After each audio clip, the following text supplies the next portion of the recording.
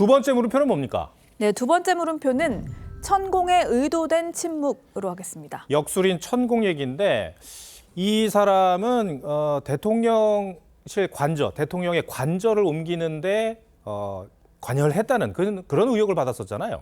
네, 대통령실 공직기강 비서관실의 선임 행정관을 지낸 인사가요. 최근 대통령실을 나오면서 가짜와의 전쟁이라는 책을 썼는데요. 오늘 10월 출간 예정인 책에서 저자는 천공의 침묵이 대통령 부부와 천공에 대한 의혹을 키웠다고 주장했습니다. 공직기강 비서관실에서 관련된 조사를 했나 봐요. 네, 당시에 김종대 전 정의당 의원이 지난해 12월 윤 정부 출범 전 천공이 한남동 육참공간에 방문했다는 천공 개입설을 제기했었고요.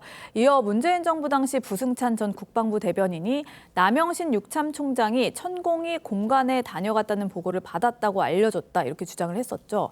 하지만 당시에 대통령실은 부인했고요.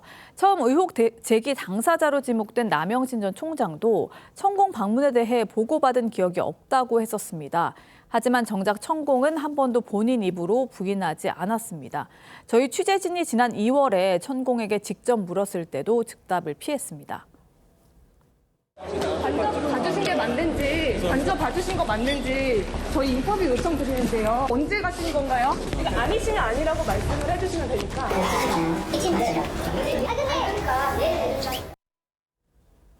이후 천공 측은 관계자를 통해 공간에 간 적이 없다고 했지만 해당 보도가 나가자 입장 표명을 안 하겠다며 의혹을 더 키웠습니다.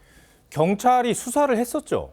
네, 경찰은 당시 한 달간 CCTV를 분석하고 천공 휴대전화 위치도 확인했지만요. 공간 부근에는 없었던 걸로 확인이 됐고요. 당시 관저를 찾은 건 천공이 아닌 풍수전문가 백재권 교수라고 결론을 냈습니다.